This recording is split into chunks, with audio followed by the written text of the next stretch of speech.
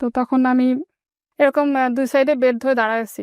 পরে বুঝতে পারছি ওখানে লাশ রাখা ও মায়ের সামনে সন্ধ্যার দিকে। আসার পর থেকে আমি একদম চুপচাপ। কোনো কথা বলি না। তো আমার আব্বা নাকি বলতো যে আমার মেয়েটা বোবা হয়ে গেছে। তোমরা কখনো যদি সরকারি চাকরি করো, পুলিশের চাকরি করবে না। সরি টু সে, এটা বাবা বলেছে। ডিউ সে রেসপেক্ট। নিজে পুলিশ ছিল এবং হ্যাঁ, আমার শুধু তখন একটা জিনিসই মনে হয়েছে যে কি হবে এখন আমাদের। আমার নাম হচ্ছে নুরুন্নাহার শিমুল, শিমুলের বয়স কত? 38। জন্ম জেলা কোথায়? জন্ম আমার হচ্ছে সাতক্ষীরাতে, বাট আমার হোম ডিস্ট্রিক্ট গোপালগঞ্জ। শুরু করেন আপনি যেখান থেকে বলতে চান, যেভাবে বলতে চান। আমার বাবা সরকারি চাকরি করতো, সেই সুবাদে হচ্ছে বিভিন্ন জায়গায় থাকা, এবং সেজন্য হচ্ছে আমার জন্ম সাতক্ষীরাতে। আমরা হচ্ছি 4 ভাই বোন। আমি হচ্ছে ভাই বোনের মধ্যে মেজো। আমি খুব দুরন্ত টাইপের ছিলাম, কথাবার্তা বেশি বলতাম, তারপরে চটপটা ছিলাম। বাট আস্তে আস্তে সেটা হচ্ছে 5 বছর বয়সে এসে চেঞ্জ হয়ে যায়।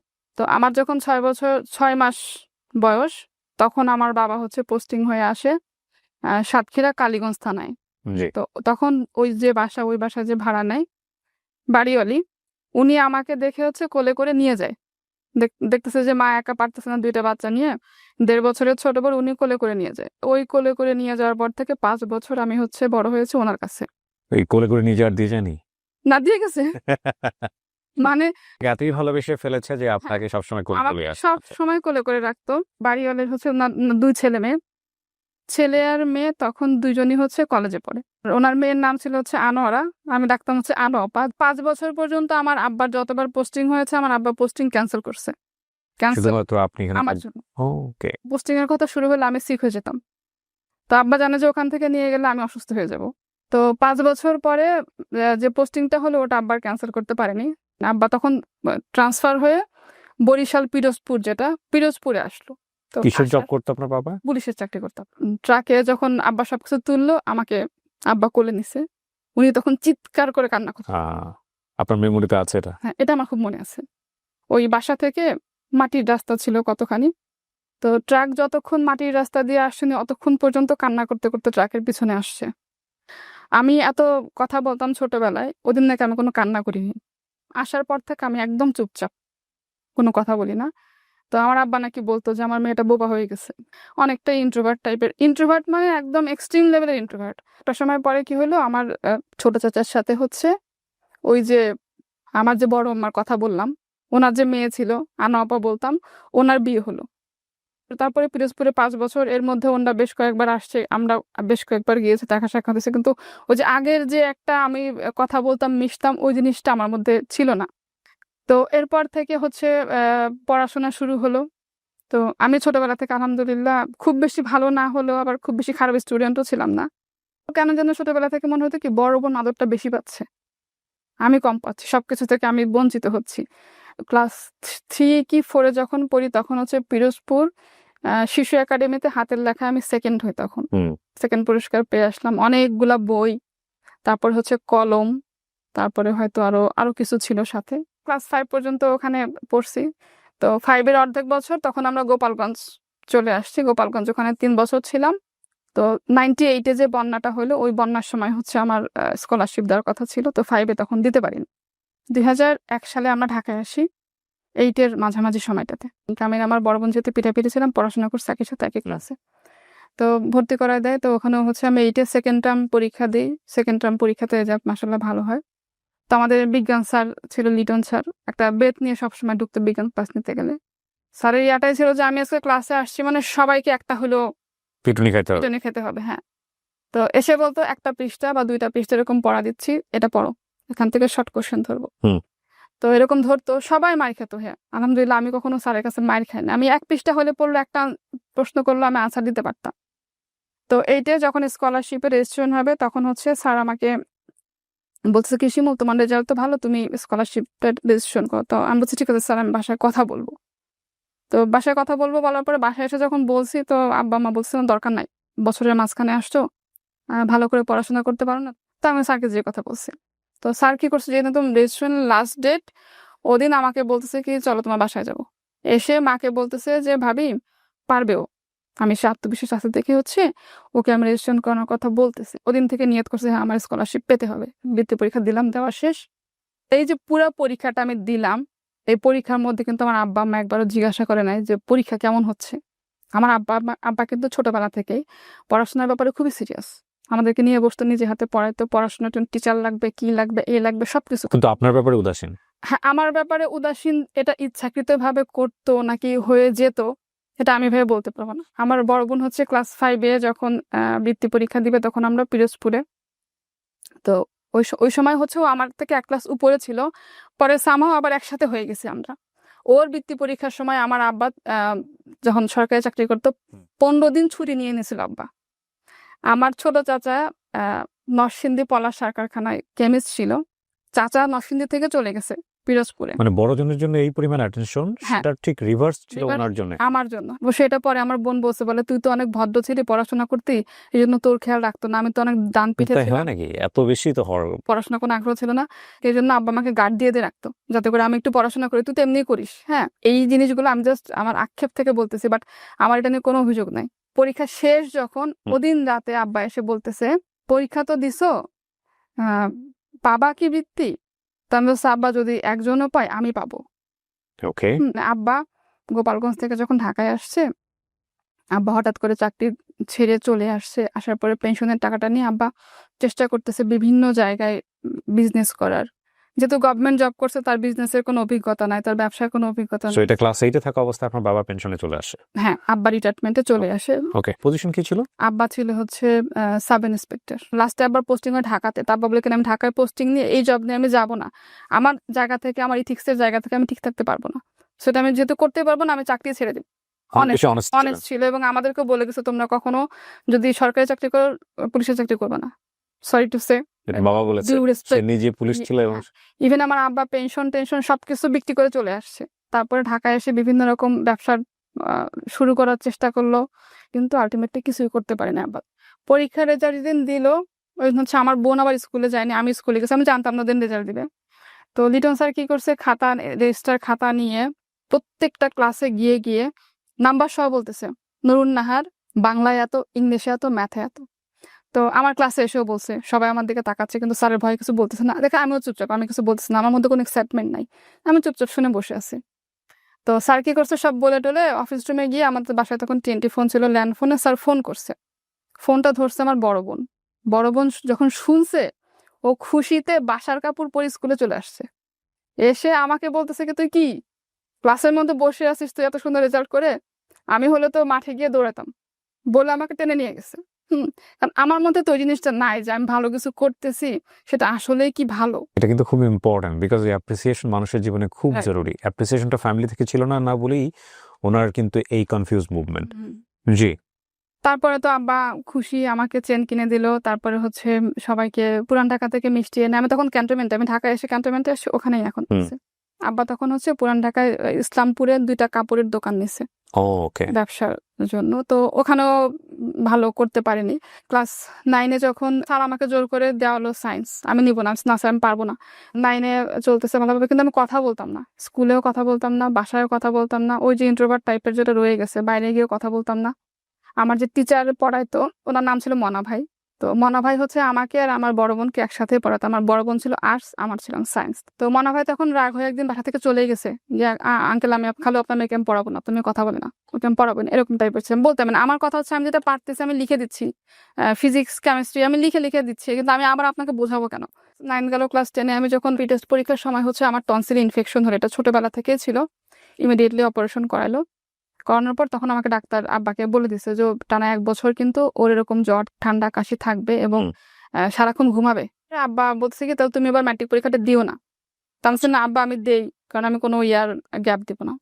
পরীক্ষা দিলাম, কিন্তু পরীক্ষা দিছি পরে হচ্ছে আমি ঘুমায় ঘুমায় পরীক্ষা দিছি, এরকম টাইপের। তারপর আলহামদুলিল্লাহ যেটা করছে, রেজাল্ট মোটামুটি ভালোই, খারাপ না। এরপরে ভর্তি হলাম ইন্টারে শাহিনে। ইন্টারে আমি চেঞ্জ করে ফেলছি, সায়েন্স থেকে কমার্সে চলে আসছি। তো ইন দ্য মিন টাইম আব্বার যে ব্যবসা কিন্তু দিন দিন খারাপ হচ্ছে। যেহেতু উনি ব্যবসায়ী ছিলেন না, অভিজ্ঞতা ছিল না। ম্যাট্রিক পরীক্ষার পরে আমি হচ্ছে এয়ারফোর্সের যে মহিলা কল্যাণ সমিতি, ওখানে 9 মাসের ট্রেনিং করি কাটিং এর উপরে। এরপর থেকে বাসায় বসে মেশিনে জামা কাপড় সেলাই করতাম, নিজেরটা করতাম, আশেপাশে মানুষ অর্ডার কাজ দিতে ভালো হতো দেখে আমার ওই টাকা দিয়ে আমি যে চলতাম। আমার তখন কিন্তু আব্বার অ্যাবিলিটি আছে, এটা আমি চাইতাম না, যতটুকু থাকে ওটা দিয়ে আমি পূরণ করতাম।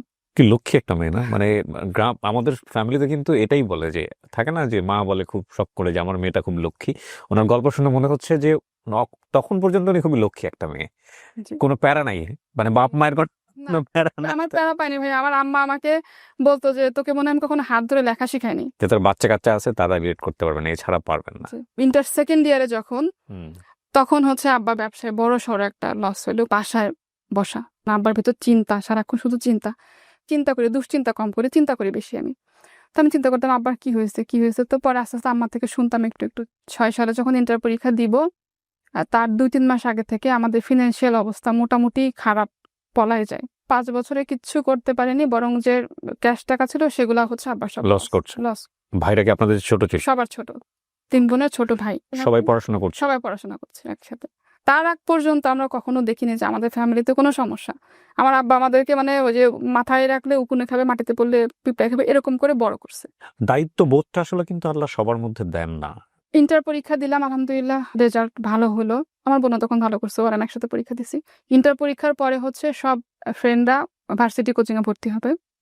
তো আমি তখন বুঝতে পারতেছি না যে আমি সামনে পড়াশোনা কন্টিনিউ করতে পারবো কি পারবো না। হঠাৎ করে আমাদের ফ্যামিলির অবস্থাটা এরকম আস্তে, আস্তে করে ডিভাইড হয়ে যাচ্ছে। অন্যান্য ফ্রেন্ডরা সবাই কোচিংয়ে ভর্তি হচ্ছে। আমাকে স্যার বলতেছে, আমি ভর্তি হইনি। তো স্যার বাসায় ল্যান্ড ফোনে ফোন করছে, আব্বাকে বলছে যে আঙ্কেল এরকম শিমুল তো ভালো স্টুডেন্ট, মাশাআল্লাহ রেজাল্ট ভালো মোটামুটি করছে, ওকে একটা ভার্সিটি কোচিংয়ে ভর্তি করে দেন, আমার রেফারেন্স আমি ভর্তি করে দিচ্ছি, হয়তো ভালো কোথাও চান্স পাবে। তো আব্বা বলে কি যে ওকে জিজ্ঞাসা করেন ও কি বলে। আমি বলছি না আব্বা, আমি ভর্তি হব না। কারণ আমার তখন মাথায় কাজ করতেছে আমার কিছুটা করতে হবে। আমি যদি ভার্সিটি কোচিংয়ে ভর্তি হই, আমি তো সেই কাজটা করতে পারবো না। আমার এখন আছে যে আমি টিউশনই করব। ওই যে আমার স্যার ছিল, আমাকে দিয়ে যে স্কলারশিপ দেওয়া হলো ক্লাস 8-এ, ওই স্যার একটা কিন্ডারগার্টেন স্কুল ওপেন করছে। আমাকে বলছে শিমুল তুমি ওখানে জয়েন করো তোমার পরীক্ষার পরে। পরীক্ষা দিয়ে পরের দিনকে ওই স্কুলে আমি জয়েন করছি কি হিসেবে? টিচার হিসেবে? টিচার হিসাবে। ৭০০ টাকা বেতন ২০০৬ সালে। তারপর হচ্ছে এই ব্যাপারটা, কোচিংয়ে ভর্তি হয়নি। ২০০৬ সালে ৭০০ টাকা বেতন। হ্যাঁ, কিন্ডারগার্টেন স্কুল। ২০০৬ সালে আমি রিলেট করতে পারি। ২০০৬ সালে আমার রেডিও টুডেতে জয়েন। সো আমি ১০,০০০ টাকা স্যালারি পাইতাম। স্কুলগুলোতে তো এমনিতেও ভাই বেতন কম, এক্স্যাক্টলি। কেজি স্কুল যেগুলো। ১০,০০০ টাকা তখন আমার কাছে অনেক টাকা, বাই দ্য ওয়ে। কারণ আমি তখন ১,৫০০ টাকা দিয়ে ইউনিভার্সিটিতে চলতাম, ইউনিভার্সিটির হলে থাকতাম আর কি। সো ১০,০০০ টাকা পাওয়ার পরে মনে হয়েছিল আমি এত টাকা দিয়ে কি করবো। সো আমি আপনাকে রিলেট করার চেষ্টা করছি আসলে ৬০০-৭০০ টাকা তখন কত টাকা? জি। কেজি স্কুল তো এমনিতে এখনো তো কিন্ডারগার্টেন স্কুলগুলোতে বেতন খুব একটা বেশি না। তো সেই হিসেবে তখন ৭০০ টাকা। প্রথম মাসে আমি যে কয়দিন কাজ করলাম ৩০০ টাকা স্যালারি পাইছি। ৩০০ টাকা মাইনাস হয়েছে, প্লাস হ্যাঁ, হয়েছে ৩০০ টাকা। প্রথম মাসে যে কয়দিন কাজ করছে ওই কয়দিনের টাকা। ওই টাকাটা এনে মার কাছে দিছি, মা খুব খুশি। আমার মেয়ের জীবনের প্রথম ইনকাম। আব্বা কেন যেন খুশি হয়নি, কারণ আব্বার ভিতরে ওই চিন্তা, সংসারের চিন্তা ভিতরে তার। সবাই ভর্তি হয়ে যাচ্ছে, সবার পড়াশোনা হয়ে যাচ্ছে, কোথাও ভর্তি হয় নাই। তারপরে কি করলাম, একদম লাস্টে এসে কোথাও কোনো কিছু না করে আমার বোন ভর্তি হলো তিতুমিরে, আর আমি কোথাও কিছু না করতে পেরে, কোথাও কোনো চান্স, পরীক্ষা দিনে কোথায় চান্স পাবো না পেরে, লাস্টে আমি ভর্তি হলাম তেজগাঁ কলেজে ম্যানেজমেন্টে। তো ওই টাকাটাও হচ্ছে আমার খালাতো ভাই দিছিল ভর্তির ফি যেটা। তো তখন আব্বার অবস্থা খুবই খারাপ, আব্বা তখন আস্তে আস্তে করে অসুস্থ হচ্ছে। আমি স্কুলে জব করতেছি, প্লাস হচ্ছে স্কুলের পাশে কয়েকটা টিউশনি নিলাম। ১২টা-১টা পর্যন্ত ক্লাস করার পরে আমি যদি ওখান থেকে বাসায় আসি, আমার যাওয়া আসা ৫ টাকা ১০ টাকা রিক্সা ভাড়া দিতে হবে। তখন সিঙ্গারা বোধহয় ৩ টাকা করেছিল। স্কুল ১২টা-১টার সময় যখন ছুটি হতো, ২টা সিঙ্গারা কি স্কুলের বারান্দায় বসে থাকতাম। ৩টা-৪টার দিকে ২টা স্টুডেন্টকে পড়াইতাম। মানে তখন মোটামুটি আমার ৪-৫টা স্টুডেন্ট হয়ে গেছে। সারাদিন ঘুরে ঘুরে ওদেরকে পড়াইতাম। একবারে সন্ধ্যাবেলা বাসায় আসতাম। যদি স্টুডেন্টদের পড়াইতে গেলে নাস্তা দিত, সেটা খেতাম, খুবই স্বাভাবিক। এই নাস্তাটা কিন্তু আপনারা যারা দেন রেগুলার দিবেন প্লিজ। মাঝে মাঝে বন্ধ করলে এটা খুবই ব্রেনের ওপরে চাপ পড়ে এবং এটা আপনার বাচ্চার জন্যই ক্ষতিকর। আমি না, টিউশনি করেছি তো আমি জানি। আমি এই কথাটা ভাই হাসতে হাসতে বলতেছি, কিন্তু দিস ইজ দ্য আমি সিচুয়েশন। আপনাকে আমি রিলেট করতে পারি, আমি ইউনিভার্সিটি টিউশনি করেছি তো আমি রিলেট করতে পারি। এটা খুবই ইম্পর্টেন্ট এবং এমনও হতো যে পড়াচ্ছি কিন্তু খেয়াল আছে কখন নাস্তাটা আসবে। নাস্তাটা আসবে। এবং এটা আপনাদের কাছে ইম্পর্টেন্ট না হলেও এটা খুবই ইম্পর্টেন্ট। এবং আপনার বাসায় যদি কোনো টিচার এরকম থাকে তার প্রতি আপনারা এই কনসেন্ট্রেশনটা দিবেন এবং এটা খুব জরুরি। শুধুমাত্র এই মানে খাওয়া না, মাঝে মাঝে তাকে বোনাস দিয়ে দিন, মাঝে মাঝে তাকে ভালো কিছু গিফট করেন। হ্যাঁ, এটাতে আপনার সন্তান হেলদি থাকবে এবং definitely it's a kind of সাদাকা আমি মনে করি। জি। তারপরে হচ্ছে ওই স্কুলটা আমার বাসা থেকে একটু পেছন দিকে ছিল। এর মধ্যে আবার আমার এলাকার আরেকটা ভালো স্কুল থেকে একটা অফার আসলো আপনি ম্যানেজমেন্টে ভর্তি হন? ম্যানেজমেন্টে। ওকে, ফাইন। তখনও আমি কিন্তু ভর্তি হইনি, এটা ভর্তি হওয়ার আগের কথা। রেজাল্টের পরে যখন স্কুল চেঞ্জ করলাম, ওখানে চাকরি হয়ে গেল। ওখানে তখন ১২০০ টাকা বেতন। খুব একটা কলেজে আমি যেতাম না, তখন ওই যে অনার্সে ভর্তি হলাম তেজগাঁ কলেজে। তখন স্কুল বাসা থেকে একদম কাছে। স্কুলে যেতাম, স্কুল থেকে এসে গোসল করতে করতে 4 জন স্টুডেন্ট 4-5 জন আসতো। ওদেরকে পড়ানো শেষ করতে করতে আমি আবার খেতাম। ওদের পড়া শেষ করায় আমি আবার রেডি হয়ে ওদের সাথে বের হয়ে যেতাম। সব শেষ করে বাসায় আসতে আমার 8টা থেকে 9টা বাজতো। ওই সময়টাতে আমার আব্বা টোটালি অসুস্থ। বেডরিডেন মানে বিছানায় পড়া। একদম। আব্বার যেটা ছিল liver cirrhosis. In the mean time আব্বাকে অনেকবার ডাক্তার দেখানো হয়েছে। কেউ বলতো না যে আপনার লিভারের এই কন্ডিশন। 7 সালের থেকে আব্বাকে মাসে একবার হইলেও হাসপাতালে ভর্তি করতে হতো। কারণ যখন তখন আব্বার প্রচন্ড ব্যথা উঠতো, পেট ফুলে যেত। ব্যথা সহ্য করতে না পেরে মুখের মধ্যে হাত দিয়ে বমি করার চেষ্টা করতো একা একা। আশেপাশের বাসার মানুষজন দেখতো আব্বা কিভাবে চিৎকার করতেছে। অসহায়ত্ব, ওর বাবাদের অসহায়ত্ব সহ্য করা যায় না। দেখা যায় না। তখন পুরো সংসারটা চলতে হচ্ছে মানে ওই কয় টাকা আমি যে পাচ্ছি ওটা দিয়ে, প্লাস ওটার মধ্যে আব্বার মেডিসিন, বাকি ভাই বোনের পড়াশোনা। আর তখন আমার বড় বোন আবার কয়েকটা নিল, টিউশনি নিল। খরচ বেশি হবে দেখে বাসার 5 তলা থেকে নিচতলায় আসলাম। নিচতলা বাসাটা ছোট। এই করে করে 2007 গেল, 8 গেল, 9 সাল। পেট ফুলে যেত, চিৎকার করে সারা রাত কান্না করতো, রাতে আমরা ঘুমাতে পারতাম না। আব্বাকে নিয়ে বসে থাকতাম। মানে এরকম একটা অবস্থা। সো এমনিতে ফিনান্সিয়াল কন্ডিশন তখন খারাপ। তারপরে হচ্ছে ওই 3 বছর আব্বার ট্রিটমেন্ট করাতে গিয়ে মানে আমার আম্মার স্বর্ণ পর্যন্ত বিক্রি করে দিছে, কিছু নাই। উল্টারো লোন হয়েছে মানুষের কাছ থেকে। আমাদের এলাকায় এক আপা ছিল, খ্রিস্টান, উনি ম্যাটারনিটির ডক্টর ছিল, ম্যাটারনিটি। তো আপা সব রিপোর্ট দেখে বলতেছে কি যে তোমরা তো একটু বড় হয়েছে, এখন তো বুঝো, যদিও বলা ঠিক না, তারপরে বলি বাবা তো খালুর পিছনে অনেক টাকা খরচ করছো, আর কোনো টাকা পয়সা তোমরা খরচ করো না। মানে there is no hope। হ্যাঁ, বাবা বিছনায় পড়ে আছে এরকম ভাবে তো কেউ দেখতে পারে না। আমরা চেষ্টা করছি, ঠিক আছে দেখি কি হয়, দেখি কি হয়। তারপরে একজন বলল কি যে পিজিতে নিয়ে যাও। তো নিয়ে গেলাম পিজিতে আব্বাকে। আমার এক স্টুডেন্টের চাচা, উনি বলতেছে কি যে ম্যাডাম আপনি সারাদিন এত কষ্ট করে বাচ্চা পড়ান, স্কুলে চাকরি করেন, বিভিন্ন জায়গায় দৌড়াইয়া কয় টাকা বেতন পান? তার থেকে বেটার আপনি একটা জায়গায় আপনাকে জব দিয়ে আপনি ওই জবটা করেন, এই স্যালারিটা আরো বেশি পাবেন একটা জায়গায় জব করে। আমি তো একটা করতেছি, আমার বড় বোনকে দেন। বড় বোনের হচ্ছে 2009 সালের মে মাসে একটা জব হয়, এটা উত্তরাতে একটা ব্রোকারেজ হাউসে। উনি কি পড়াশোনা অবস্থায় জবে ঢুকে? পড়াশোনা অবস্থায় জবে ঢুকে। এর মাঝে ভাই আমি যখন স্কুলে জব করতাম তখন আমি ইন্টারের পরে যখন অনার্সে ভর্তি হলাম, অনেক জায়গায় সিভি দিছি, বিভিন্ন অফিস থেকে কল আসতো, ইন্টারভিউতে যেতাম। তখন পর্যন্ত আপনার জীবনে কোনো মানুষ আসেনি মানে লাইক না, ইউ লুক বিউটিফুল, কেউ না কেউ তো পোক করার কথা? করছে ভাই, কিন্তু ওই সুযোগটা কোথায়? তখন চিন্তা শুধু মাথায় যে আমার ফ্যামিলি, বাবা অসুস্থ, ভাই বোনের পড়াশোনা, আমাদের পড়াশোনা, ফিউচারটা কি, ভবিষ্যৎটা কি করব। এই সেন্সটা কি পরিবারের অন্যান্য ভাই বোনদের মধ্যেও ছিল নাকি আপনি খুব বেশি? আমার মধ্যে তো বেশি ছিল। একটা কথা বলি আপনাদেরকে, মানে ওনার গল্প শুনতে শুনতে আমার কাছে মনে হচ্ছে অনেক সময় দেখবেন যে অনেকগুলো গাছ, ওই একই জাতীয় গাছ চারপাশে আছে, কিন্তু একটা গাছ শক্তিশালী হয়ে গেছে অনেক বেশি। বোনের মে মাসের 1 তারিখে জবে জয়েন করলো, আমার আব্বাকে মে মাসের 2 তারিখে পিজি হাসপাতালে নিয়ে যায় আমি, আমার মা, আর হচ্ছে আমার এক মামা নিয়ে আব্বাকে আউটডোরে দেখাইছে। দেখানোর পর আব্বাকে বলতেছে কি যে আপনাকে অ্যাডমিট হতে হবে। কি হয়েছে না হয়েছে কোনো কিছু বলেনি। তো আব্বাকে পিজিতে অ্যাডমিট করলো মে মাসের 2 তারিখে।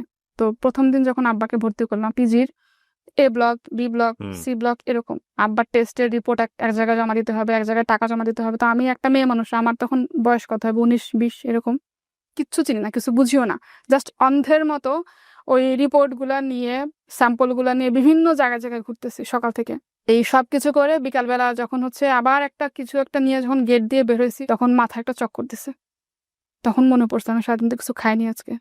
এর মধ্যে আমার হচ্ছে অনার্স ফার্স্ট ইয়ার ফাইনাল পরীক্ষা, বই খাতা কিনতাম না। আমার 2টা ফ্রেন্ড ছিল, ওই 2 ফ্রেন্ড হচ্ছে আমাকে পরীক্ষা রুটিন দিলে আমাকে জানাইতো, 2 ফ্রেন্ডের যে কোনো একটা রুটিন দিছে, রুটিন পেয়ে আমি ওদের হেল্প নিয়ে নীলক্ষেতে গিয়ে পুরানো বই কিনতাম, একটা সাজেশন বুক কিনতাম। তো এইভাবে আগের দিন রাতে পরে পরীক্ষা দিতাম। তো আব্বা যখন হাসপাতালে ভর্তি পিজিতে, তখন হচ্ছে আমার অনার্স ফার্স্ট ইয়ার ফাইনাল পরীক্ষা। আব্বা কিন্তু হেঁটে হেঁটে গিয়ে হচ্ছে হাসপাতালে ভর্তি হলো। কিন্তু প্রত্যেক দিন যেটা হতো, সকালবেলা হচ্ছে এক ঝাঁক ইন্টার্ন ডক্টর আসতো।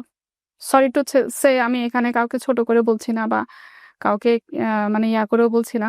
আমার পরে যেটা বুঝতে পারছি, আমার আব্বার উপর এক্সপেরিমেন্ট করা হয়েছিল। এটা হয় যে ডাক্তারটা ছিল উনি একটু অল্প বয়স্ক করে, উনি এসে মাঝে মাঝে আমাকে জিজ্ঞাসা করতো যে তোমাদের কোনো রিলেটিভ বা কেউ ডাক্তার আছে? তা আমি বুঝি না, তখন বুঝতাম না কেন জিজ্ঞাসা করে। ওকে, পরে সেটা বুঝতে পারছি যে কেন জিজ্ঞাসা করে। আবার কোনো রিপোর্টের কথা জিজ্ঞাসা করলে তো স্যার কি সমস্যা, বলে এটা বুঝবা না তুমি, আর মা তো কথাই বলতো না, জিজ্ঞাসা করলেও বলতো কি এটা আপনি বুঝবেন না খালাম্মা।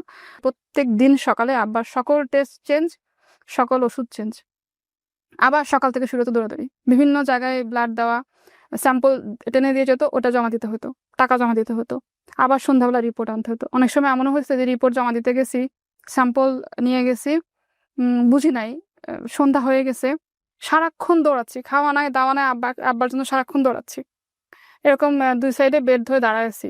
পরে বুঝতে পারছি ওখানে লাশ রাখা বেডের সামনে, সন্ধ্যার দিকে। তারপর শুরু হলো আব্বাকে প্লাজমা দেওয়া। প্রথম দুই তিনটা প্লাজমা দিতে পারলাম, 4-5 জন ডোনার পেয়ে। এরপরে প্লাজমা কিনতে হইতো, ঘন্টার পর ঘন্টা গিয়ে ব্লাড ব্যাংকে বসে আছি আব্বার প্লাজমার জন্য। প্লাজমা দিতে হবে, থাকতো না প্লাজমা দিলে, লিভার সিরোসিস পেশেন্ট যারা, ওদের শরীর থেকে প্লাজমাটা বোধহয় কমে যায়। তখন আব্বার হচ্ছে পেটে পানি জমতো, পেটে পানি জমতে কিছু খেতে পারতো না, ওরকম চিৎকার করে কান্নাকাটি করতো। তো একবার পেটে থেকে পানি বের করছে এর মধ্যে আমি 3টা পরীক্ষা দিছি। রাতের বেলা আব্বা বেডে ঘুমাতো, মাঝখানে জায়গা, এই পাশের একটা বেড, ওই পাশে মানে ওই বেডে পেশেন্ট, নিচে পাটি বিছায় বা একটু চাদর টাদর বিছায়, মা একটু কোনোরকম কাঁথরে শুতো, আর আমি এই জায়গাটায় ওই ডিম আলো, যে আলোর মধ্যে বসে বসে রাতের বেলা একটু পড়তাম, পরে পরদিন সকালে যে পরীক্ষা দিতাম। এর মাঝে আমার ছোট ভাইকে নিয়ে আসছি যে আমি একা আর পারতেছি না এভাবে দৌড়াদৌড়ি করে, আবার আমার পরীক্ষা শুরু হয়েছে, তুই একটু থাক। তো ও ছোট মানুষ, 6-এ পড়ে, 7-এ পড়ে, তারপরে মাশাআল্লাহ ভাই অনেক করছে। আমার বোন বলতেছে কি যে কালকে তো শুক্রবার, আমার অফিস বন্ধ, আমি হসপিটালে আসি, তুই জামা কাপড় সব নিয়ে বাসায় আয়, ওগুলো একটু ধোয়া লাগবে, ক্লিন করা লাগবে, আবার জামা কাপড়ও ধোয়া লাগবে। এর মাঝে আমি ভাই একদিনও বাসায় আসিনি। ও শুক্রবার দিন হচ্ছে গেছে, শুক্রবারে বাসায় আসছে, শুক্রবার সারাদিন, যে শুক্রবারের ভোর রাতটা শনিবার শুরু হবে, ওই সময় আব্বা প্রচন্ড অসুস্থ। আমার বোন হচ্ছে কাজিন টাজিন সবাইকে ফোন দিয়ে বলছে, আমার খালাতো ভাইটাই যারা আছে সবাইকে ফোন দিয়ে বলছে যে আব্বার এরকম খুবই খারাপ অবস্থা, আপনারা পারলে আসেন। তো সবাইকে বলছে কি আমাকে না বলতে। আমি আমার 2টা ভাই বোন নিয়ে একা বাসায়, আর কেউ নাই বাসায়। তো সামহাও বাড়ি থেকে আমার এক কাজিন, মামাতো বা খালাতো বোন হবে, আমার বোনকে ফোন করতে গিয়ে ভুল করে আমাকে, ও খবর পাইছে, খবর পেয়ে ভুল করে আমাকে ফোন করছে। আমাকে ফোন করে বলতেছে যে কিরে খালুর কি অবস্থা, খালু নাকি অনেক অসুস্থ। আমি বলছি, কি বলেন? তো আমি সঙ্গে সঙ্গে আমার বোনকে ফোন দিছি, তখন হচ্ছে ফজরের আজান দিছে। ও দূরে চলে গেছে, বাট আমি শুনতে পাচ্ছি আব্বা যে চিৎকার করতেছে ব্যথায়। তো বলতেছে কি যে আব্বার শরীরটা একটু খারাপ, তো ব্যথা অনেক বেশি হচ্ছে, আব্বা খুব চিৎকার চেঁচামেচি করতেছে। তো আমি এখনই আসি, বলে কি এখন আসিস না, একটু ভোর হোক, তারপরে ওদেরকে, বাকি 2 ভাই বোনের কথা বলতেছে, ওদেরকে নিয়ে তারপর আসিস না। আমাকে আবার বলছে কি যে আব্বাকে আমরা বাড়ি নিয়ে যাবো। আব্বা বারবার করে বলতেছিল যে আমাকে গ্রামে নিয়ে চলে, আমি থাকবো না। তো বলছে কি যে আব্বার কয়েকটা কাপড় চোপড় নিয়ে আসিস, জামা কাপড় আমি একটা ব্যাগে করে জাস্ট কয়েকটা নিয়ে, তারপর আমার কোনো জামা কাপড় নেই, ওগুলো নিয়ে হচ্ছে আমি হসপিটালে গেছি। গিয়ে দেখি ভাই আব্বার মানে যে কন্ডিশন, আব্বার চিৎকার শুনে পুরুষ ওয়ার্ডের যত মানুষ ছিল সবাই ওখান থেকে বের হয়ে গেছে, কেউ থাকতে পারতেছে না, সবাই কান্না করতেছে আব্বার চিৎকার দেখে। আব্বা শুধু বলতেছে যে ডাক্তারকে আপনাদের হাতে পায়ে ধরে আমার পেটের পানি বের করেন। পেট ফুলে এরকম হয়েছে, পেটে ব্যথায় চিৎকার করতেছে। তো ডাক্তার আমাদেরকে বলতেছে কি যে এখন আর বের করার কোনো অপশন নাই। তো আমরা বুঝতে আব্বাকে আমরা বাড়িতে নিয়ে যাই। ও তখন আব্বার অক্সিজেন লাগতেছে, অক্সিজেন সাপোর্ট দিতে হচ্ছে, ফুল অক্সিজেন, তো বেডেই আছে। তো বলতেছে কি যে আপনারা যদি এখন গোপালগঞ্জ নিয়ে যান, অতখানি রাস্তা যেতে গিয়ে ওনার অক্সিজেন সাপোর্ট ফুল পাবে না, নিতে পারবেন না আপনারা, আত্মীয় স্বজন সবাইকে আসতে বলেন, সবাই আসুক, এসে ওনাকে দেখুক। তারপরও মনের আশা ছাড়ি না যে আব্বা তো এরকম ব্যথায় কান্নাকাটি করে। তো ডাক্তার বারবার এসে বলতেছে আপনাদের সবাইকে আসতে পারেন, সবাইকে আসতে পারেন, সবাইকে বলছি, সবাই যে যেখান থেকে পারছে আসছে। স্যালাইন চলে না, তখনও ডাক্তার এসে এতগুলা টেস্ট লিখে দিয়ে গেছে। একটু পরে নার্স এসে ভেন খুঁজতেছে ব্লাড নিতে। পরে আমরা বলছি কি যে আপনারা যে ব্লাড নিবেন, যে মানুষটা স্যালাইন চলে না, ব্লাড কিভাবে নেবেন? বিকাল হচ্ছে, আস্তে আস্তে করে আব্বার চিৎকার কমে যাচ্ছে, আর দোয়া পড়তেছে, কিন্তু প্রচুর কষ্ট পাচ্ছে। তো মাগরিবের সময়টা, তখন আত্মীয় স্বজন সবাই বলতেছে কি আমার বড় বোনকে যে যেহেতু তোমার আব্বা অনেক কষ্ট পাচ্ছে, তুমি যেহেতু বড়, তুমি একটু নামাজ পড়ে আল্লাহর কাছে দোয়া করো যে যদি তুমি তাকে রাখতে চাও তো ভালোভাবে রেখে যাও, না হয় তোমার জিনিস তুমি তোমার কাছে ভালোভাবে সুস্থ ভালোভাবে নিয়ে যাও, তো কষ্ট দিও না। তো এরকম আব্বা এরকম শোয়া, আর মাথার কাছে আব্বার 2 হাত ধরে এরকম দাঁড়ানো, আব্বার দোয়া পড়তেছে। আমার মা পার কাছে বসা, ছোট ভাই বোন সবাই দাঁড়ানো, আমরা সবাই মুখে পানি দিচ্ছি, আর আমার বোন হচ্ছে বারান্দায় গিয়ে নামাজ পড়লো। নামাজটা পড়ে জাস্ট এসে দাঁড়াইছে আব্বার কাছে, এসে একটু মুখে পানি দিছে। ওই সময়টাই হচ্ছে আব্বা মারা গেল, ঠিক মাগরিবের সময়। তা আমি তখন হাত ধরাবে, তো সবাই কান্না করছে, আমি কান্না করিনি। কেন করিনি ভাই আমি জানি না। আমার শুধু তখন একটা জিনিসই মনে হয়েছে যে কি হবে এখন আমাদের।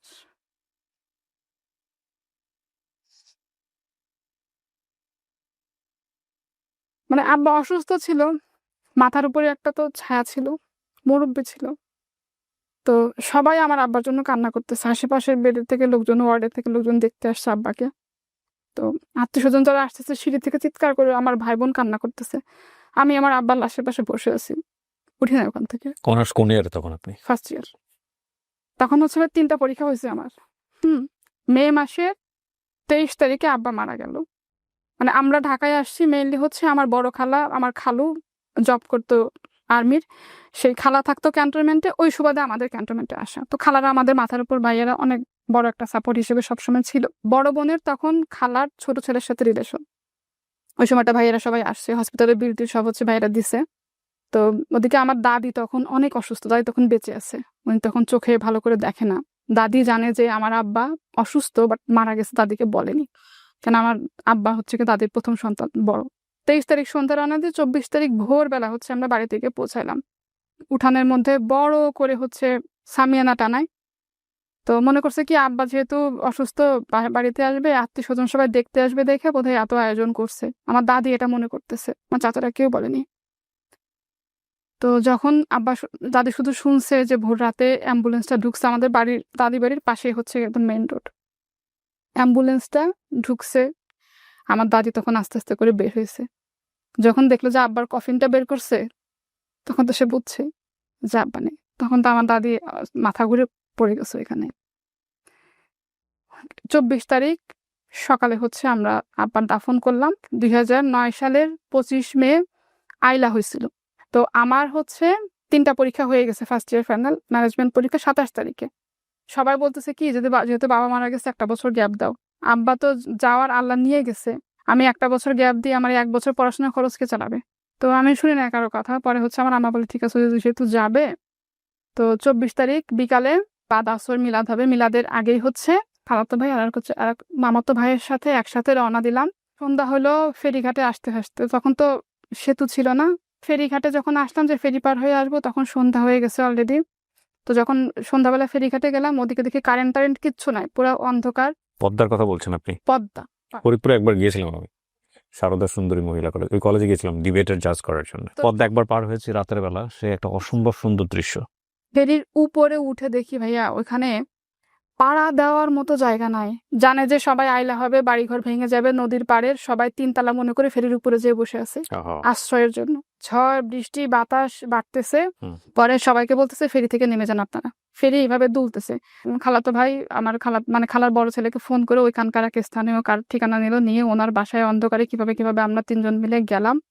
আমি ওই এক জামা পরে, আব্বা মারা গেছে একটা জামা পরে গেছে, ওই এক জামা পরে 3-4 দিন চলতেছে। ফেরিতে যখন উঠছি বাতাসে তার লেগে জামা আমার এখান থেকে এতক্ষণে ছিঁড়ে গেছে। আমি জামা এখানে এরকম গিট দিয়ে রেখে ওরকম ওড়না পেঁচায় ফিরে থেকে নামছি। তারপর যে বাসায় গেলাম, ওই বাসাটা পুরো হচ্ছে অন্ধকার, কারেন্ট নাই। ওরা আবার আমাদের দেখে খিচুড়ি টিচুড়ি রান্না করলো। আমার খালাতো ভাইয়ের ফ্রেন্ড ওখানকার, মানে নেতাটাতে এরকম কিছু একটা হবে। পরদিন সকালে রওনা দিলাম। 25 তারিখ রাত গেল, 26 তারিখ সকালে এসে পৌঁছাইছি ঢাকাতে। বাসায় একা থাকতে পারবো না, ভাইয়ের বাসায় গেছি। ওখানে রাতটা থেকে কোনো রকম পড়লাম। আমার ভাই বোন মা সবাই গ্রামে।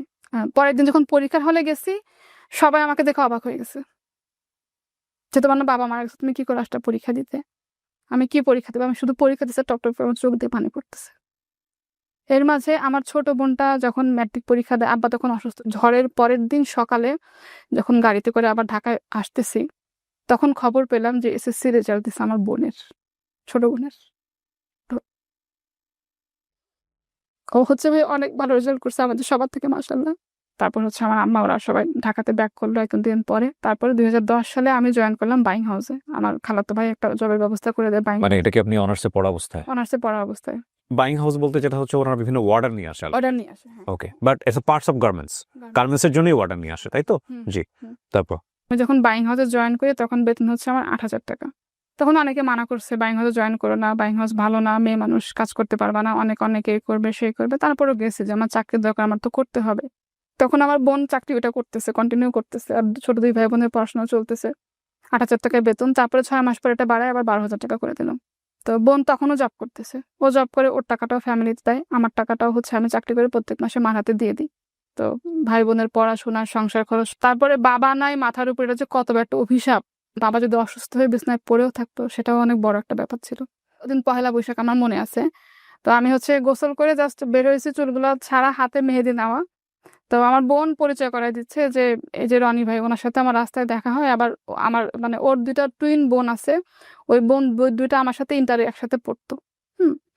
তো ও বলতেছে কি, ওই যে ইতিসিতির ভাই রনি ভাই আমার সাথে রাস্তাঘাটে দেখা হয়, পরিচয়, ভাই একটা কাজে আসছে এখানে আমাদের বাসায় আসছে। তো আমি জাস্ট হ্যালো দিয়ে, হাই দিয়ে আমি রুমে চলে গেছি। তারপরে একদিন অফিস থেকে আসার সময় গাড়ি থেকে উনি নামছে, আমিও নামছি, নেমে রিক্সা নিবো। তো বলতেছে কি যে তুমি শিমুল? নামছি হ্যাঁ। বলে আমার সঙ্গে চলো রিক্সায় যাই। তো রিক্সায় আসতেছে, কথা বলতেছে, গল্প করতেছে। তো আমি শুধু শুনতেছি, আমি কিছু বলতেছি না। রিক্সা থেকে যখন নামবো তখন বলতেছে তুমি মনে হয় আমাকে চিনো নাই, তাই না? আমি বলছি, না ভাইয়া আমি আপনাকে চিনি নাই। বলতেছে কি যে আমি রনি, ওদিন তোমাদের বাসায় গেছিলাম। যে আমি বলছি, আচ্ছা হ্যাঁ এখন চিনতে পারছি। পরে উনি নেমে গেছে, আমি বাকিটা রাস্তা বাসায় যেতে যেতে হাসতেছি একা একা। আমার অফিস বাড়িধারা ডিউসেস থেকে আমি এসে এমইএস নামতাম, আর উনি উত্তরা থেকে এসে এমইএস নামতো। তখন এমইএস এর ওখানে ফলের দোকান ছিল, হুম। ইচ্ছা করে প্রত্যেকদিন ফল দেখতো। তো আমি প্রত্যেকদিন এসে বলতাম ভাই কি করেন? বলছে যে ফল দেখতেছি। তো আমি বলছি, কিনেন? তো না থাক, কিনবো না, চলো যাই। হুম। চলো যাই বলে আমরা একসাথে রিক্সায় করে আসতাম। তো আমাদের ওই যে দেখাটা হচ্ছে এতটুকুই, দেখা সাক্ষাৎ কথাবার্তা। রিক্সায় যেতাম সকালে, রিক্সায় আসতাম। তারপরে হচ্ছে এরকম একদিন বলতেছে যে তোমার সাথে আমার একটু কথা আছে। বসলো একটা রেস্টুরেন্টে, অফিস শেষ করে বসে আমাকে প্রপোজ করলো, বললো। আগে থেকে বুঝতেন যে হ্যাঁ, কিছু একটা হতে যাচ্ছে? বুঝতে পারছি আমি। তো পরে আমি বললাম যে দেখেন আপনি আমার ফ্যামিলিতে কথা বলেন। তখন আমার বড় বোনের বিয়ে হয়নি। যদি হচ্ছে আমার ফ্যামিলি থেকে রাজি থাকে আমার কোনো সমস্যা নেই। তো বলে ঠিক আছে আমি কথা বলবো, সমস্যা নেই, বাট আমার তো একসাথে যাওয়া আসার পথে দেখা হচ্ছে, আমার তো যাওয়া আসা করতে পারি। আচ্ছা ঠিক আছে এরকম। তো এভাবে করে যাওয়া আসা করতেছি, যাওয়া আসার পথে কথা বলতে বলতে একটা ভালো রিলেশন হয়ে গেলো। তখন থেকে রিলেশন আমাদের। হ্যাঁ, বাট ওই যে যে আমি তোমাকে ভালোবাসি, তুমি আমাকে ভালোবাসো, এরকম কখনো বলা হয়নি। হুম। হুম। আবার আমাদের কথা হয়তো খুবই কম। রাতে বাসায় আসতাম, অফিস থেকে আসছি, খাওয়া দাওয়া করছেন, আমি আপনি করে বলতাম। তুমিতে আসছি আমি অনেক পরে। খাওয়া দাওয়া করছেন, কি করতেছেন? ঘুমাচ্ছি, এই এতটুকুই শেষ কথাবার্তা। তো আমার বোন শুনছে যেন কার কাছে যে আমি ওর সাথে একসাথে আসতেছি, এসে আমার মার কাছে বলছে। তো এটা নিয়ে আমার মা আমাকে একটু বকা দিছে যে এরকম এরকম কেন এলাকার মধ্যে একসাথে এরকম যাওয়া আসা করে মানুষে দেখে, কথা বলে, এভাবে একসাথে যাওয়া আসা করবা না। এসে তো আমার এটা খুব রাগ লাগছে। তখন হচ্ছে আমি রাগ করে ওকে ওই কথাটা বলি যে এটা না আমার বোনই কথাটা বলছে। মাও রাগ করছে। তো ও ওদিন হয়তো অফিস বন্ধের দিন ছিল, বিকালে আমাদের বাসায় আসছে। বিকালে এসে আমার আম্মার সাথে কথা বলছে। বলছে কি খালাম্মা, শিমুলকে হয়তো এই ব্যাপারে কিছু বলছেন, তো যদি আপনাদের কোনো সমস্যা না থাকে আমার ফ্যামিলি থেকে আমি সবাইকে পাঠাই। তখন ওর বড় ভাইয়েরও বিয়ে হয়নি, আমার ভাসুর যে ওকে। তারও বিয়ে হয়নি, আমার বড় বোনের বিয়ে হয়নি। তো বলতেছে যদি আপনারা চান তো আমাদের ফ্যামিলি থেকে সবাইকে পাঠাই।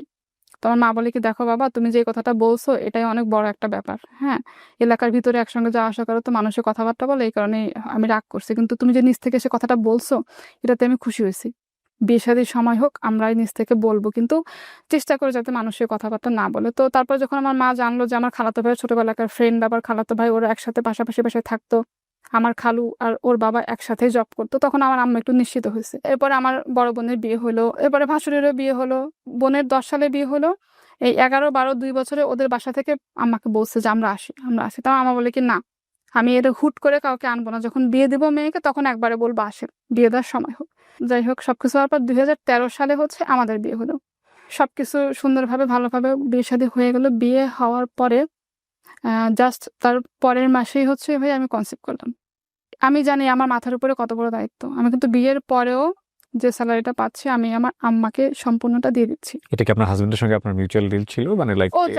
ও জানতো যে আমার ফ্যামিলিতে সাপোর্ট হচ্ছে আমি আর আমার বড় বোন, সাপোর্ট দেওয়ার মতো কেউ না। তখনও ছোট ভাই বোন পড়াশোনা করে, আমরা যে বেতনের টাকাটা পাই ওই টাকাটা আম্মাকে দিই, ওটা দিয়ে হচ্ছে আমার আম্মা সংসার চালায়।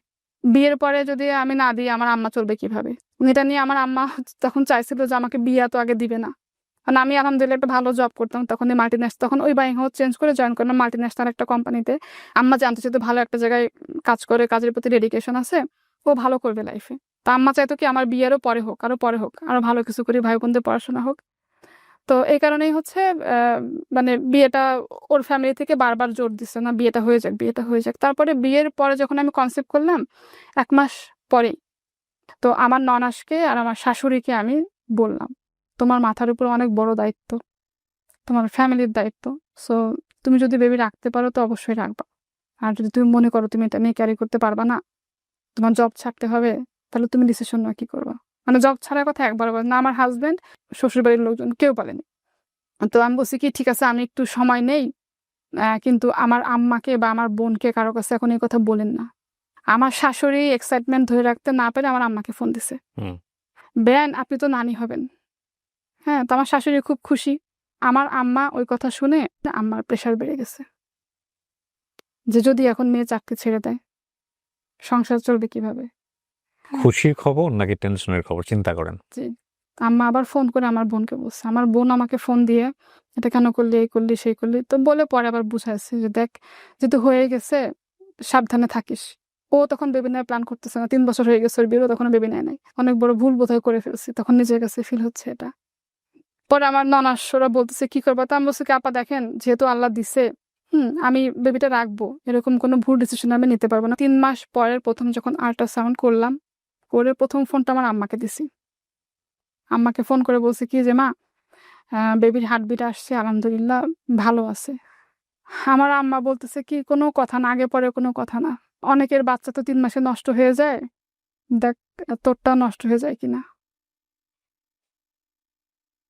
তো তখন আমি মানে এটা আমার সারা জীবনের কষ্ট। প্রেগনেন্ট অবস্থায় একটা মায়ের জন্য কতখানি কষ্ট এটা আমি জানি। দেন আমি ফোন রেখে দিছি, আমি কোনো কথা আর বলিনি। তা হয়তো মার জায়গা থেকে মা ঠিক ছিল, আমি এই কথা কখনো কাউকে বলি না, আমার হাজবেন্ডও জানতো না। শাশুড়ি বলে কি তুমি তোমার মা বাসায় যাও, তুমি খাওয়া দাওয়া ঠিক মতো করতে পারতেছো না। পরে আমার আম্মা তখন বলছে ঠিক আছে পাঠাই দেন। তো গেছি মার বাসায়, 3 মাস পরে গেছি। কিন্তু মানুষের এত কথা শুনতাম ভাইয়া, বিশ্বাস করবেন না, আমি আমার অফিসে কোনো কথা শুনি নাই, বাসায় যখন আসতাম আমার কাছে মনে হতো কি আমি দুনিয়ার সব থেকে বড় ভুল করছি এটা। এমন কোনো রাত নাই যে ভাই আমি কান্না করি নাই। যে আমার হাজবেন্ড এই বিষয়টা বুঝতো, মানসিক বিষয়টা যে কেন আপনার উপর এই প্রেশারটা হচ্ছে আপনার ফ্যামিলি থেকে বা সামথিং। আমি বলতাম না। 3 মাসের পর যে মার বাসায় আসতাম, আমি ওই সময়টাতে পুরাটা মার বাসায় থাকতাম, মার বাসায় ছিলাম। আমার হাজবেন্ড মাঝে মাঝে আসতো, মার সারাক্ষণ দেখতাম মন খারাপ থাকতো। মাস শেষে কিন্তু বেতনটা মাকেই দিচ্ছি, তারপরেও টেনশন। তারপরও টেনশন। আমার কাছে মনে হচ্ছে কি আমি এই বাসায় আসছি তার মতো আমি থাকতেছি, এরকম ভাবে আমি থাকছি। বাট এমনিতে টেক কেয়ার করতো, খোঁজ খবর নিত, আমার বোনও আসতো। এরপর যখন 8 মাসের সময় হচ্ছে আমি মানে ম্যাটারনিটি লিভে যখন আসবো 4 মাসের, তো তখন আমি চিন্তা করলাম যে আমি তো প্রত্যেক মাসের বেতনটা মাকে দেই। সো আমি যখন 4 মাস লিভে থাকবো, এই সময় তো আমি ম্যাটারনিটি বেনিফিটটা আমি পাবো না। বেবি হওয়ার পর যখন জয়েন করব তখন 2টা ইনস্টলমেন্টে বেনিফিটটা আমি পাবো। তো এই 4টা মাস মা চলবে কিভাবে? কয়েকজন কলিগের থেকে কিছু টাকা লোন করে 40,000 টাকা মাকে দিলাম, যে আমি জানি আমি এই টাকাটা মাকে না দিয়ে আমি লিভে এসে বসতে পারবো না বাসায়, বিভিন্ন রকম মানসিক প্রেশার আমার উপরে আসবে। বাট যে কারণে কথা শোনাচ্ছে যে আমি সংসারের দায়িত্ব পালন করবো না, আমি কিন্তু দিব্যি পালন করে যাচ্ছি। হুম। পরে বেবি হলো, বেবি হওয়ার পর তারপরে আবার সব ভালো আলহামদুলিল্লাহ। আমার বাচ্চার টেক কেয়ার ঠিকভাবে করতো না, তো তারপরে আবার বাচ্চাকে দেখার জন্য আমি একটা কাজের লোক বাসায় রেখে দিলাম পার্মানেন্ট। মেয়ের যখন 1 মাস 20 দিন বয়স, তখন আমি হচ্ছে জবে জয়েন করলাম গিয়ে। এদিকে বাচ্চা হওয়ার পরে ওর খরচ বাড়লো, কাজের লোক রাখলাম আলাদা করে, সেই খরচ বাড়লো, সেগুলো দিচ্ছি। আমার হাজবেন্ডও কন্ট্রিবিউট করতেছে আমাকে, বাট আমার যে বেতনের টাকা 1 টাকাও কিন্তু আমার জন্য আমি রাখতে পারছি না। আগে যেভাবে মাকে দিতাম সেভাবে মার সংসারে দিয়ে যাচ্ছি, আমার শ্বশুর বাড়িতে 1 টাকাও দিচ্ছি না। তো বাচ্চার যখন 6 মাস বয়স, তখন হঠাৎ মেয়ে অনেক জ্বর, প্রচন্ড জ্বর, 103, 4, 4, 5 এরকম জ্বর। তো ওই সময়টা থেকে হচ্ছে ওর খুব ফ্রিকোয়েন্টলি জ্বর আসতো। ইন দ্য মিন টাইম আমার বড় খালা 2014 সালে মারা গেল। তখন হচ্ছে আমার বোন জব ছেড়ে দিয়ে আমার আম্মাকে আমার বোনের বাসায় নিয়ে গেল। তখন সবকিছু হচ্ছে আমি দেখতেছি। মেয়ের যখন 2.5 বছর বয়স, 2016 সাল, হঠাৎ করে দেখলাম কি ওর গায়ে লাল লাল র্যাশ, তারপরে হচ্ছে রক্ত জমাট বাঁধলে ছোপ ছোপ যেরকম হয় না ওরকম। গুগলে সার্চ করার পরে যেটা জানলাম যে ওর হয়তো লিউকেমিয়া অথবা আইটিপি। ডাক্তার দেখালাম, দেখানোর পরে ডাক্তার ওর বাবা জিজ্ঞাসা করছে স্যার সিরিয়াস কোনো কিছু কিনা, বলে তো ডাক্তার বলছে কি যে আমরা এই মুহূর্তে এখনই কোনো কিছু বলতে পারবো না, ওকে টেস্টের রিপোর্টগুলো আগে পাই। 7 তারিখে ওকে ডাক্তার দেখালাম, 9 তারিখে সব রিপোর্ট পেলাম হাতে। তখন ওর প্লেটলেট কাউন্ট অনলি হচ্ছে 6,000। ডেঙ্গু হলে যে প্লেটলেট কাউন্টটা কমে যায় 1.5 লাখ থেকে 5 লাখ থাকার কথা। বেবির বয়স কত তখন? 2.5 বছর তখন। এই টেস্ট করতে হবে, এগুলো করতে হবে, এটার খরচ এরকম। তো ওকে ভর্তি করতে হবে। ওর বাবা খরচ তো পরের কথা, মেয়ের এই অবস্থা শুনে ওখানে বসে কান্নাকাটি শুরু করছে, ফোন দিয়ে আমাকে কান্না করতে করতে আর কিছু বলতে পারে না। তো সবাই মিলে বসে তখন ডিসিশন নিলাম যে ওকে শিশু হাসপাতালে ভর্তি করব। শিশু হাসপাতালে ভর্তি করলাম। ভর্তি করার পরে টেস্ট করার পর প্লাটলেট 9 তারিখে ছিল 6000, 10 তারিখে কমে সেটা হলো 3000। বিভিন্ন টেস্ট যা কিছু সবকিছু করালো। পরে আস্তে আস্তে ডাক্তার বলে এটা হচ্ছে আইটিপি। তো কাউকে বুঝাতে পারতাম না আসলে আইটিপি কি, ব্লাড ডিসঅর্ডার। এটা হচ্ছে 1 লাখে একটা বাচ্চার হয় বিশ্বে। ট্রিটমেন্ট শুরু করলো। ওরা বলছে এটা লেন্দি ট্রিটমেন্ট, অনেকদিন সময় লাগবে, কিন্তু আমাদের তখন ফিনান্সিয়াল অবস্থা কিন্তু এত বেশি ভালো না। এর মধ্যে ওকে প্রথমে স্টেরয়েড দিল। স্টেরয়েড যেটা খেলে হচ্ছে মানুষ মোটা হয়ে যায়। 1 সপ্তাহের মধ্যে ওর ওয়েট 3 গুণ বেড়ে গেল। তারপর হচ্ছে খাওয়ার রুচি বেড়ে গেল। 2.5 বছর বাচ্চা একটা মুরগি এক জায়গায় বসে খেয়ে ফেলতো। একটা সংগ্রাম শেষ তো আরেকটা সংগ্রাম শুরু। ইন দ্য মিন টাইম আমি কিন্তু অফিস আমার চলতেছে ওখানে বসে, মেয়ের স্যালাইন চলতেছে, ইনজেকশন চলতেছে, ও ঘুমাচ্ছে, আমি ল্যাপটপে বসে কাজ করতেছি। ইন দ্য মিন টাইম আমি স্যালারিটা পাচ্ছি, মেয়ের ট্রিটমেন্টের খরচ না দিয়ে আগে মাকে টাকা দিচ্ছি। 21 দিন পরে যখন হচ্ছে দেখি ওর কোনো ইমপ্রুভমেন্ট নাই, ডাক্তারকে বললাম যে আমরা ওকে নিয়ে যাবো, বলে কি আপনাদের বন্ড সই দিয়ে নেওয়া লাগবে, এই অবস্থায় বাচ্চাকে নিতে পারবেন না। তো বলতে তাহলে যেহেতু আপনারা নিয়ে যাবেন আমরা আইভিআইজিটা করাই। 21 দিনে প্লাটলেট কাউন্ট 10,000-এর উপরে আর 1,000-ও বাড়ে নাই, 10,000। 21 দিন পরে যখন আইভিআইজি যখন শেষ হলো, 6টা ইঞ্জেকশন দেওয়া, তখন ওর প্লাটলেট কাউন্ট বেড়ে হলো 1,30,000। তখন ডাক্তার বলে কি এখন আপনারা নিয়ে যেতে পারেন বাচ্চাকে, কিন্তু এত কিছু করে যেহেতু প্লাটলেট কাউন্টটা বাড়ছে, 1 সপ্তাহের মধ্যেই হচ্ছে এটা আবার ফল করবে। তো ঠিকই তাই হলো, বাসায় নিয়ে আসলাম। এর মধ্যে আমরা প্ল্যান করতেছি ওকে নিয়ে আমরা চেন্নাইতে যাব। 1 সপ্তাহের মধ্যে ওটা কমতে কমতে 20,000 30,000 করতে করতে করতে করতে আবার সে 10,000-এ চলে আসছে। তখন একটু একটু করে নোজ ব্লিডিংও শুরু হয়েছে ওর। আমরা ওকে নিয়ে 2016 সালে সম্ভবত আগস্ট মাসে চেন্নাইতে যাই। টানা 21 দিন চেন্নাইতে তো ট্রিটমেন্ট চললো। তো ডাক্তার ওখান থেকে বলছে দেখেন যে অনেকের হচ্ছে 6 মাসের মধ্যে ভালো হয়ে যায়, কিন্তু আপনার বাচ্চাটা যেহেতু ভালো হচ্ছে না, এত কিছু করার পরে হয়তো এটা সময় লাগবে। চেন্নাই থেকেও মেডিসিন দিল। তো 21 দিন পরে দেশে আসলাম। আসার পরে মেয়ে আরো অসুস্থ, সমানে হচ্ছে নোজ ব্লিডিং, আর কাশতে কাশতে মানে এরকম গামছা ধরে রাখতাম, কাশি দিয়ে ফেলতো ব্লাড, নাক দিয়ে ব্লাড। তো ওটা যখন বাথরুমে ধুইতাম মানে কাঁচা রক্তের গন্ধ। বাচ্চার বয়স কত তখন? 2.5 বছর। তখন পুরো বালতি লাল হয়ে গেছে, গামছা এরকম ধরে রাখতাম, বমি করতেছে, পুরো রক্ত বেরোচ্ছে। তো ওই যে রক্তের গন্ধ, ব্লাডের গন্ধ, ওটা মনে হয় আমার কাছে এখনো লাগে। হ্যাঁ, মনে করছিলাম যে ভাই আমার জব থাকবে না, 3 মাস যেহেতু বাসা থেকে কাজ করতে, জব থাকবে না। বাট আলহামদুলিল্লাহ আমি 3 মাস যে সাপোর্ট দিচ্ছি ওটার জন্য আমি অ্যাওয়ার্ড পাইছি অফিস থেকে। মাশাআল্লাহ, আমার বস অ্যাওয়ার্ড দিচ্ছে। ওর ট্রিটমেন্ট এরকম চলতে থাকলো। 6 মাস পরে আবার চেন্নাই গেলাম। পরে মেডিসিন খাওয়াতে খাওয়াতে এমন হলো ইমিউনিটি সিস্টেম এত বেশি কমে গেল, যখন তখন জ্বর আসতো, যখন তখন অসুস্থ। ওই অবস্থায় রেখে আমি চাকরি করতেছি, এখন আমার কন্ট্রিবিউট করতে হবে। হ্যাঁ, 17 সালে আলহামদুলিল্লাহ আমার একটা বেশ ভালো একটা অফার আসে, বেটার অপরচুনিটি। তখন আমি জব আবার চেঞ্জ করি। তখন 17 সালটাতে একটু ভালো স্কুলে ভর্তি করবো। তো তখন আমার শাশুড়ি বলছে কি তাহলে তোমরা কাজ করো, তোমার মা যেখানে থাকে ওই বিল্ডিং এ বাসা নাও, ওকে স্কুলে নিয়ে যাবে, এই কারণে। হ্যাঁ, তো আসলাম, আলাদা আসলাম। তো তখনও আমার কন্ট্রিবিউশন, আমার আম্মাকে আমি টাকা পয়সা দিয়ে যাচ্ছি, আমার মেডিসিনের জন্য, ভাইয়ের পড়াশোনার কিছু টাকা পয়সা, ছোট বোনের, ওরাও স্ট্রাগল করছে। আমার ভাই বোনরা সবাই প্রচুর স্ট্রাগল করছে। আব্বা মারা যাওয়ার পর থেকে আমার ডায়াবেটিক প্রেশার, তার প্রত্যেক মাসে আমার ডাক্তার দেখাতে হতো, মেডিসিন লাগতো, সবকিছু চলতেছে। 16 সাল থেকে ওই যে মেয়েকে নিয়ে শুরু হলো, বছরে 2 বার করে চেন্নাই যেতাম, যতবার গেছে অতবার ব্যাংক লোন করে নিয়ে যাচ্ছি। আবার এসে লোন পরিশোধ করতে না করতে আবার 6 মাসের মধ্যে আবার মেয়েকে নিয়ে চেন্নাইতে যাও। তো এইভাবে করেও কিন্তু ওর কোনো ইমপ্রুভমেন্ট নাই। যখন তখন জ্বর, যখন তখন অসুস্থ। প্লাটলেট কাউন্ট 10,000 ওর থেকে 1,000-ও বাড়ে না। ওকে যে স্কুলে ভর্তি করবো যে পড়াশোনা করতে পারবে কিনা, স্কুলে যেতে পারবে কিনা, সেটাই তো সন্দেহ। আবার ডাক্তার বলছে ওর কোথাও কাটলে সহজে ব্লাড বন্ধ হবে না, ব্যথা পেলে গোল গোল চাকা হয়ে যায়। ডাক্তার বলছে স্কুলে যদি ভর্তি করেন, যদি আল্লাহ না করুক খেলাধুলা করতে গিয়ে পড়ে যায়, মাথায় লাগলে ব্রেন হ্যামারেজ হবে, থাকবে। এই অবস্থায় আপনি আপনার ফ্যামিলি চালাচ্ছেন। তখন একটু কমে আসছে। প্রেসক্রিপশন আমি ভাবে চালে দেখাতে পারি, নিয়ে আসছি। এত বড় প্রেসক্রিপশন, রাতে ঘুমাতে পারতাম না। হঠাৎ করে ব্লিডিং শুরু হয়েছে, পুরো বালিশ মাখাই গেছে, ঘুমের মধ্যে ব্লিডিং হচ্ছে, টিস্যু এরকম ধরে দিয়ে রাখছে, টিস্যুর পর টিস্যু ভিজতেছে, নোজ ব্লিডিং হচ্ছে, গাম ব্লিডিং হচ্ছে। সারা রাত মেয়েকে নিয়ে বসে আছি। মেয়ের 102-3 জ্বর, সকালে গিয়ে আবার অফিস করতেছি, বোন দেখতেছে, মা দেখতেছে, কাজের লোক দেখতেছে, এরকম করে সে 2016 সাল থেকে এই পর্যন্ত চলতেছে। যদিও এটা কোনো জেনেটিক সমস্যা না, তখন একটা বাচ্চা নিয়ে এত দৌড়াদৌড়ি করতেছে, এত কষ্ট করতেছে, এত স্ট্রাগল করতেছি। সেকেন্ড বেবিটা নিয়ে আমরা কিভাবে আবার এত দৌড়াদৌড়ি করবো, এই প্ল্যান করে কোনো বেবিও নেই। ইন দ্য মিন টাইম আম্মার অবস্থাও আরো আস্তে আস্তে খারাপ হচ্ছে, অসুস্থতা আম্মার কিন্তু বাড়তেছে, আম্মার খরচও ওদিকে বাড়তেছে। হ্যাঁ, এর মধ্যে ছোট বোনের বিয়ে হয়েছে, তো ভাইও পড়াশোনা করতেছে, সবকিছু মিলে সবাই মিলে চেষ্টা করতেছে আম্মার ট্রিটমেন্টটা করানোর জন্য। তার মধ্যে জব করে আমি হচ্ছে ভাই বোনদের মধ্যে একা। করোনা যখন হলো, করোনার টাইমটাতে আমারও তখন করোনা হয়েছে, টানা 5 দিন প্রায় বাসায় হচ্ছে অক্সিজেন সাপোর্টে ছিলাম, এত ক্রিটিক্যাল অবস্থা ছিল, প্রচুর খারাপ অবস্থা। আমার বোনের হাজবেন্ডের একসাথে। পরে আমি করলাম কি, আমার হাজবেন্ডকে মেয়েকে দিয়ে হাজবেন্ডকে পাঠিয়ে দিয়েছে আমার শ্বশুর বাড়িতে। তারপরে বাসা আসার পর আমার হাজবেন্ডেরও হলো, কিন্তু আল্লাহর রহমত মেয়ের হয়নি। ওই সময়টাতে আমার অফিস হচ্ছে উত্তরাতে, তো আমি ক্যান্টনমেন্ট থেকে করোনার পরে জার্নি করে যেতে পারতাম না। মানে এত বেশি জয়েন্ট পেন, এত বেশি ব্যাক পেনে যে বসে, এগুলো এখনো আছে, এই যে ব্যাক পেন এখনো বসে আছে, আমি শক্ত হয়ে আছে পিঠের মধ্যে, তো যেতে পারতাম না। পরে আমার হাজবেন্ডকে বললাম কি, চলো তাহলে আমরা উত্তরা চলে যাই। তো তখন 2020 সালে করোনার পরের টাইমটা তো উত্তরে বাসা নিলাম। করোনার পর থেকে আমি মেন্টালি মানে খুবই ডিপ্রেসড। পরে ডাক্তার দেখাইলাম, ইভেন রোকাইয়াও করাইলাম।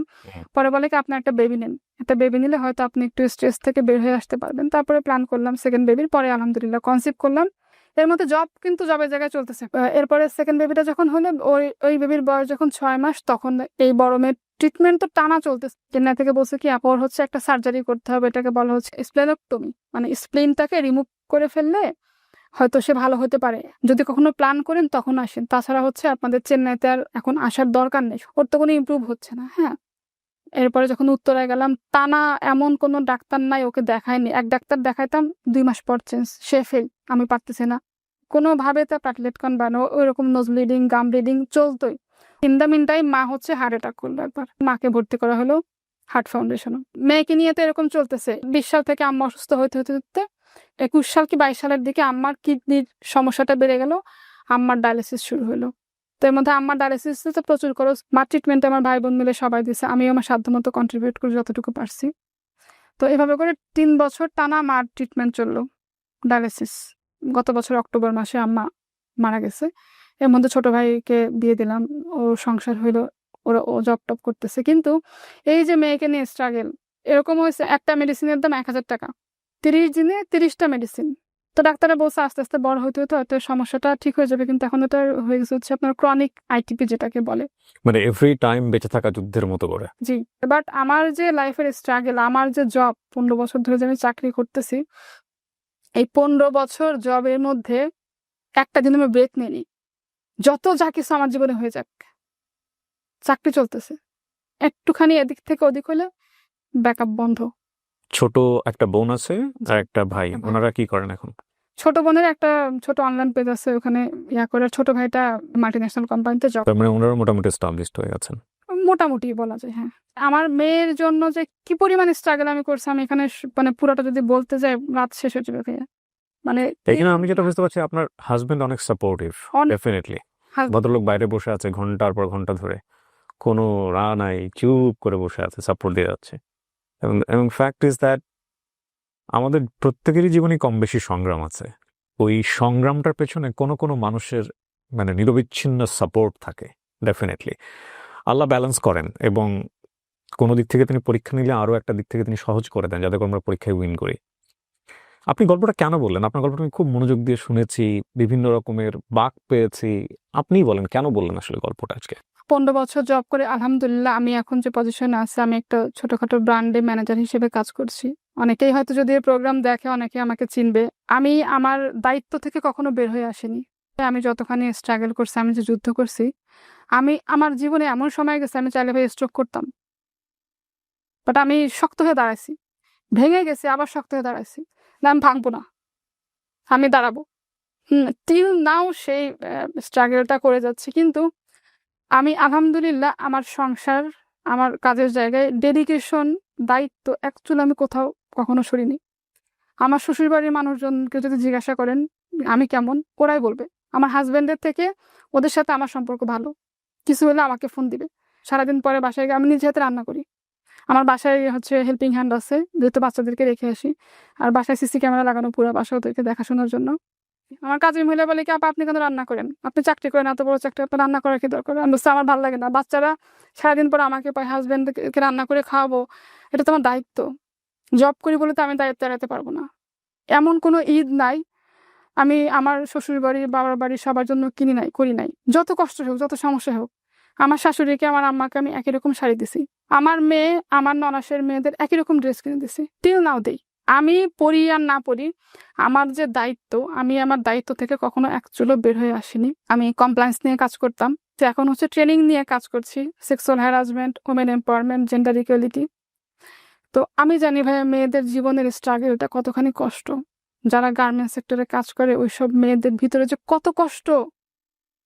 এই যে সুবিধা বঞ্চিত মেয়েরা আছে আমাদের সমাজে, যারা হচ্ছে ফ্যামিলি থেকে বিভিন্নভাবে বিতাড়িত, হাজবেন্ডের সাপোর্ট নাই, শ্বশুরবাড়ির সাপোর্ট নাই, বিয়ের পরে বিভিন্ন অপবাদ নিয়ে চলতে হচ্ছে।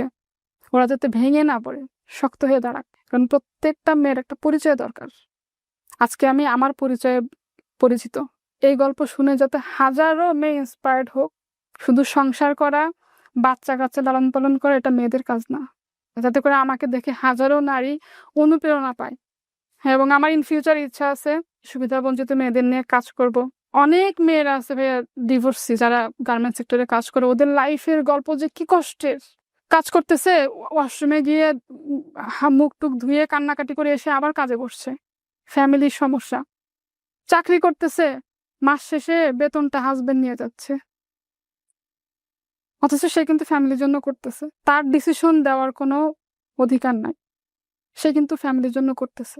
অসাধারণ গল্প। আজকের এই গল্পে অনেকেই নিজেকে খুঁজে পাবেন। খুব গভীর একটা নদী, যেখানে স্রোতটা টের পাওয়া যায় না, এরকম একটা গল্প। দায়িত্ব জিনিসটা অনেক কঠিন একটা বিষয়, অনেক কঠিন একটা বিষয়, কিন্তু দায়িত্ব নেয়ার ব্যাপারটা, এইটা যাদের মধ্যে আছে তারা জানে যে এত কঠিন বিষয়গুলো কিভাবে তাদেরকে মোকাবেলা করতে হয়, কি জটিলতার মধ্য দিয়ে জীবনের প্রতিটা বাঁকে বাঁকে যেতে হয়। এই গল্পের কখনো না কখনো আপনি নিজেকে খুঁজে পাবেন। বাবা হারিয়ে যাওয়ার সময়, বাবা হারিয়ে যাওয়ার পরে পরিবারের যে রেসপন্সিবিলিটি নিতে হয় সেই সময়টাতে, এবং সেই রেসপন্সিবিলিটি নেওয়ার পরে জীবনের খুব খুব কাঙ্ক্ষিত পার্টিকুলার একটা মোমেন্ট, সেই মোমেন্টে এসে একজন মানুষকে নিজের জীবনে পাওয়া, এবং তারপরে অনাকাঙ্ক্ষিতভাবে হলেও প্রথম বেবি, সেটার যে সংগ্রাম। আমি ওনার বেবিকে দেখেছি, আপনাদেরকে আমি দেখাইনি। ওনার প্রথম বেবিটা এসেছিল একটু আগে স্টুডিওতে। সো এটা আসলে অনেক পরিবারকে ছুঁয়ে যাবে কোনো না কোনোভাবে।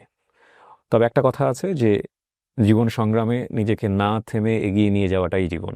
আপনি যদি চিন্তা করেন যে আজকে এই যে শিমুল যে গল্পটা বললো, ও যতটা মেরিটোরিয়াস, ও ফ্যামিলি যদি ওকে এই সাপোর্টটা দিতে পারতো, কিংবা ওকে যদি ওই পৃষ্ঠপোষকতার জায়গাটায় রাখতে পারতো, ইকোনমিক্যালি, ফিনান্সিয়ালি এবং মেন্টালি, তাহলে ও আরও কত দূর যেতে পারতো, তাই না? কিন্তু ওনার জায়গা থেকে উনি নিজেকে বারবার প্রুভ করেছেন, ফ্যামিলির জন্য, নিজের জন্য, ফিউচারের জন্য।